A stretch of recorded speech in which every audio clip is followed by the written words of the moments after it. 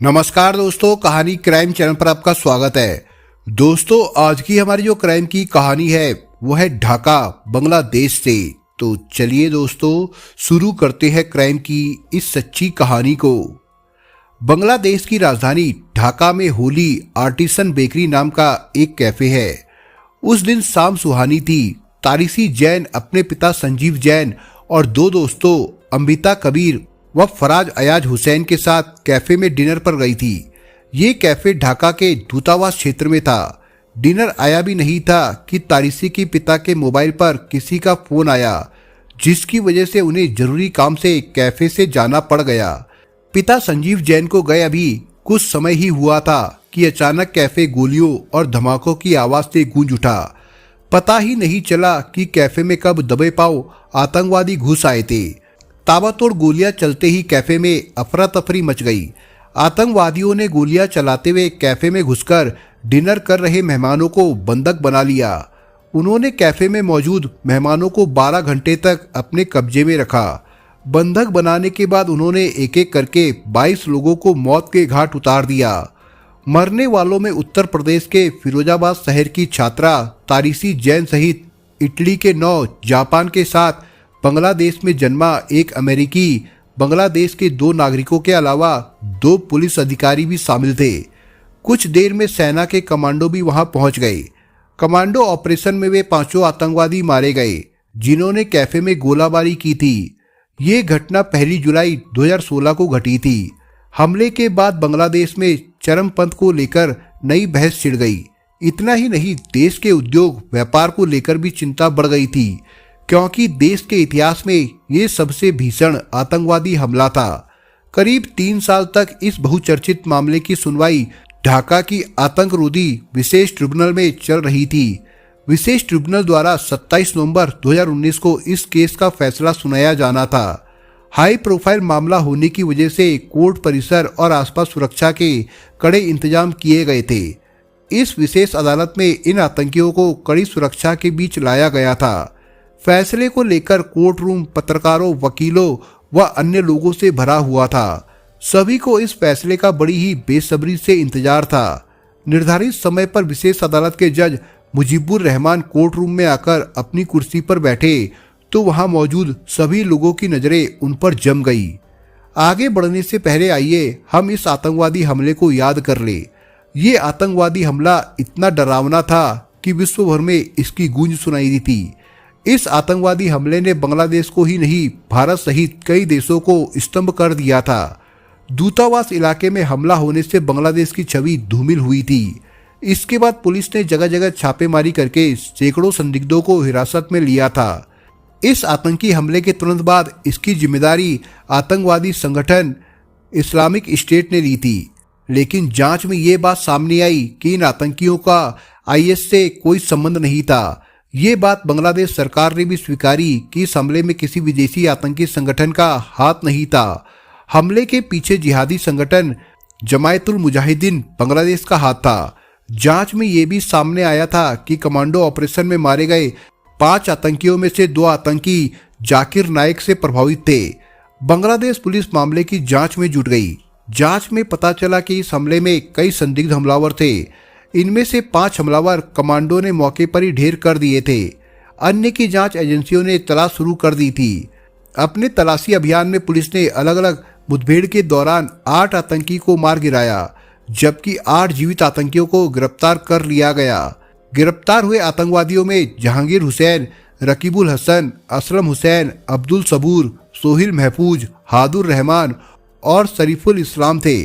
हमले में मारे गए लोगों में शामिल 19 साल की भारतीय लड़की तारिसी जैन का परिवार मूल रूप से उत्तर प्रदेश के फिरोजाबाद स्थित मोहल्ला सुहागनगर का रहने वाला था। तारिसी बर्कले यूनिवर्सिटी कैलिफोर्निया की मेधावी छात्रा थी। वो वहां से MBA कर रही थी। तारिसी के पिता संजीव कुमार जैन ढाका में कपड़ों का कारोबार करते थे। पिता संजीव जैन बिजनेस के सिलसिले में करीब 20 साल पहले हांगकांग शिफ्ट हो गए थे। उनके 2 बच्चे थे, तारिसी और संचित। तारिसी की शुरुआती पढ़ाई हांगकांग में ही हुई। संचित कनाडा में इंजीनियरिंग की नौकरी कर रहा है। गारमेंट कारोबार की वजह से संजीव जैन का परिवार सन 2007 में ढाका शिफ्ट हो गया था। 3 महीने की छुट्टियां होने पर तारिसी अपने माता पिता के साथ ढाका आई हुई थी। दूसरे दिन वो पिता संजीव जैन, मां तुलिका जैन व बड़े भाई संचित के साथ अपने चाचा राकेश मोहन के पास फिरोजाबाद जाने वाली थी। उसका भाई संचित जैन भी कनाडा से दिल्ली पहुंच गया था। सभी लोगों को दिल्ली से फिरोजाबाद जाना था, लेकिन खाना खाने गई तारिसी दहशतगर्दों का निवाला बन गई। सेना के कमांडो ने लोगों को बचाने की कार्रवाई के दौरान कैफे में घुसकर 22 लोगों की हत्या करने वाले 5 दहशतगर्दों को मार गिराया था। इनमें निबरस इस्लाम, रिहान इम्तियाज, मीर सबी मुसब्बिर, रिपान व विकास शामिल थे। घटना के बाद इन 5 के फोटो ISIS द्वारा जारी किए गए।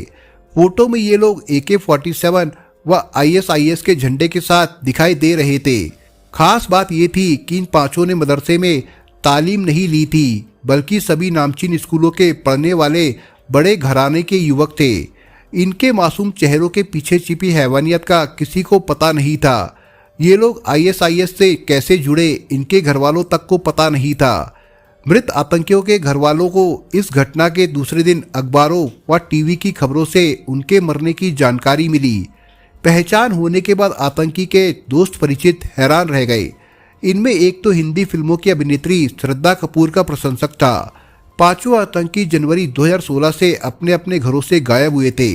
कुछ के घरवालों ने थाने में गुमशुदगी भी दर्ज करा रखी थी। सवाल ये था कि आखिर किसने उनके हाथ से किताबें लेकर बंदूकें थमा दी और उनके बस्तों में बारूद भर दिया। हमले के दौरान तारिसी जैन अपने दोस्तों अम्बिता कबीर व फराज अयाज हुसैन के साथ कैफे के टॉयलेट में छिप गई थी। वहीं से उन्होंने अपने पिता संजीव जैन व चाचा राकेश मोहन को फोन किया था। तारिसी के अंतिम शब्द रोंगटे खड़े कर देने वाले थे। उसने कहा, आतंकी रेस्टोरेंट में घुस आए हैं। मैं बुरी तरह से डरी हुई हूँ और दोस्तों के साथ टॉयलेट में छिपी हूँ। पापा, मुझे नहीं लगता कि मैं जिंदा बच पाऊंगी। आतंकी एक एक करके लोगों को मार रहे हैं। तारिसी जाल में फंसे परिंदे की तरह फड़फड़ा रही थी। संजीव जैन भले ही बेटी का हौसला बढ़ाने की कोशिश कर रहे थे, लेकिन उनका दिल भी बैठा जा रहा था। सेना के कमांडो द्वारा रेस्क्यू में बचाए गए 18 प्रत्यक्षदर्शियों में से एक हसामत करीम भी थे। उनके पिता रिजाउल करीम के अनुसार 5 आतंकवादियों ने रेस्टोरेंट के हॉल में सभी बंधकों को बंदूक की नोक पर इकट्ठा किया। फिर उनसे कुरान की 1-2 आयतें सुनाने को कहा। जो लोग आयतें सुना देते उन्हें एक और कर देते थे, और जो नहीं सुना पाते थे उन्हें दूसरी ओर खड़ा कर दिया जाता था। इसके बाद जो लोग आयतें नहीं सुना पाए उन लोगों की तेज धारदार हथियार से हत्या कर दी गई। इनमें तारिसी के साथ अधिकतर विदेशी शामिल थे। जब आतंकी मजहब जानने के लिए आयतें सुनकर लोगों को मार रहे थे, तब तारिसी के दोस्त इंसानियत का धर्म निभा रहे थे। तारिसी के दोनों दोस्त अम्बिता और फराज ने आखिरी समय तक दोस्ती और इंसानियत का साथ नहीं छोड़ा।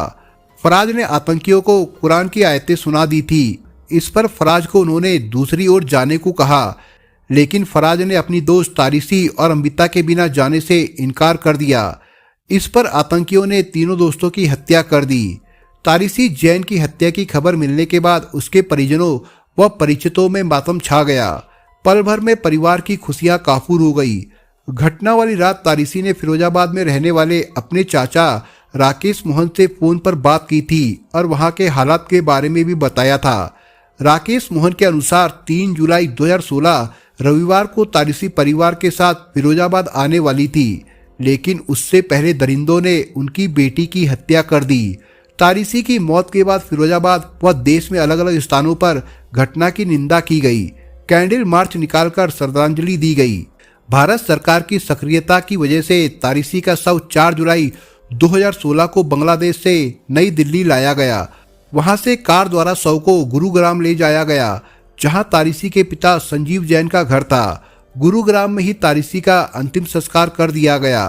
लंबी सुनवाई के बाद सुनाया गया फैसला। लगभग 3 साल तक ये मामला विशेष ट्रिब्यूनल में चला। जांच अधिकारी हुमायूं कबीर ने 113 गवाहों के बयान कोर्ट में दर्ज कराए। पुलिस द्वारा गिरफ्तार किए गए 8 दहशतगर्दों ने अदालत में खुद को बेकसूर बताया। गवाहों के बयान और दोनों पक्षों के वकीलों की जिरह सुनने के बाद जज मुजीबुर रहमान ने सबूतों के आधार पर 27 नवंबर 2019 को अपना फैसला सुनाया।